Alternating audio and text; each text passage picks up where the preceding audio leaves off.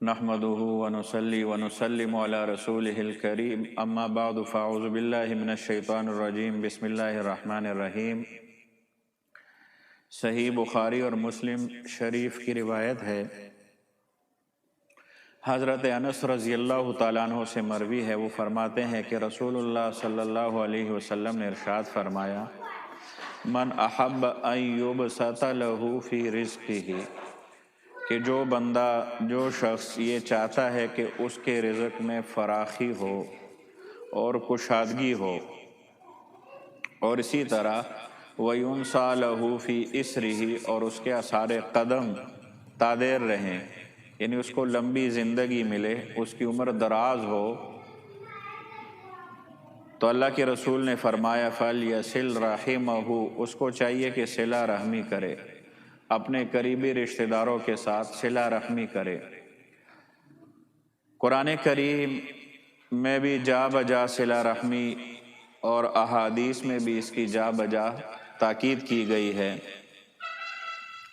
اور بعض نیک اعمال وہ ایسے ہوتے ہیں کہ اللہ اس کی وجہ سے دنیا میں بھی نوازتے ہیں، اور آخرت میں تو اللہ نوازتے ہی نوازتے ہیں، لیکن دنیا میں بھی اللہ اس بندے کو محروم نہیں فرماتے جو ان نیک اعمال کو اختیار کرتا ہے۔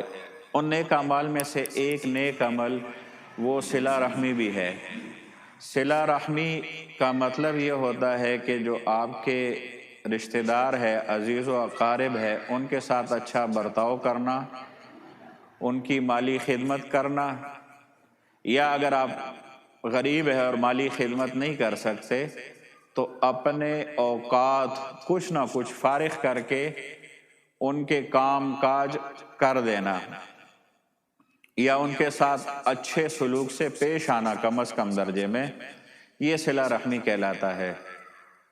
اور اس کی وجہ سے اللہ کے رسول نے فرمایا کہ آخرت تو اس کی بنے گی ہی بنے گی، چونکہ ایک روایت میں آتا ہے کہ جو شخص قطع رحمی کرتا ہے، اپنے رشتہ داروں سے تعلق توڑتا ہے، تو لا يدخل الجنت قاطع، اللہ کے رسول نے فرمایا کہ قطع رحمی کرنے والا وہ جنت میں داخل نہیں ہو سکتا، وہ جنت میں داخل نہیں ہوگا۔ تو بہرحال اخروی اس کے جو فوائد ہیں، یا جو اگر صلہ رحمی ایک بندہ نہیں کرتا تو اس کے کیا نقصانات ہیں وہ تو ہے ہی ہے، لیکن دنیا میں بھی اس کے فوائد اور نقصانات ہیں۔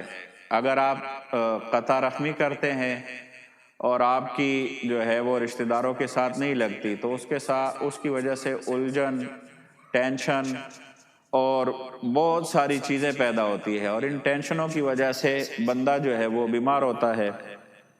ایک صاحب تھے، وہ بہت زیادہ بیمار تھے، ڈاکٹروں نے اس کو لا علاج قرار دے دیا۔ وہ ایک مولانا صاحب کے پاس گئے کہ مجھے کوئی طریقہ بتلائیے کہ جس کی وجہ سے میں ٹھیک ہو جاؤں۔ انہوں نے کہا میں آپ کو ایک کام بتاتا ہوں، بس وہ کر لو، انشاءاللہ بڑا فائدہ ہوگا۔ اس نے کہا آپ اصل میں رہنے والے کہاں کے ہو؟ وہ لاہور میں اس وقت رہتا تھا اور باہر سے آیا تھا، تو اس نے کہا میں لاہور کا رہنے والا ہوں۔ تو وہ مولانا نے پوچھا کہ نہیں، آپ کا اصل شہر، اصل گاؤں وہ کون سا ہے؟ تو اس نے بتایا کہ پنجاب یا جو بھی ہے اس کے فلانے گاؤں میں وہ میری رہائش ہے اصل، اور اصل گاؤں ہمارا وہ ہے۔ تو اس نے فرمایا، مولانا نے ان کو، کہ آپ چلے جاؤ اپنے گاؤں میں اور اپنے رشتہ داروں سے ملو اور پیسے بہت سارے لے کر جاؤ، چونکہ اس کے پاس پیسوں کی کوئی کمی نہیں تھی۔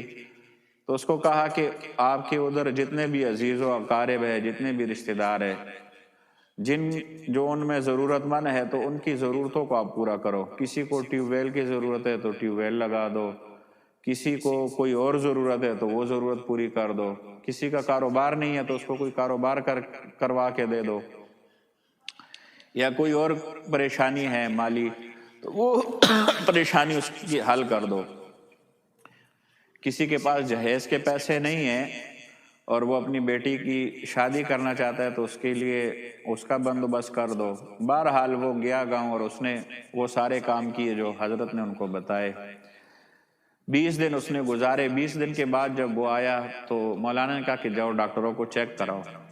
جب اس نے چیک کرایا تو وہ بالکل ٹھیک ہو گیا تھا۔ ڈاکٹروں نے کہا کہ یہ حیرت انگیز، آپ کیسے ٹھیک ہو گئے؟ تو نے کہا اس طرح کہ ایک مولانا صاحب نے مجھے یہ مشورہ دیا تو اس پہ میں نے عمل کیا تو اس سے میں ٹھیک ہو گیا۔ بہرحال وہ مولانا کے پاس آئے اور ان کے پاؤں میں پڑ گئے کہ یہ اس کی کیا وجہ تھی؟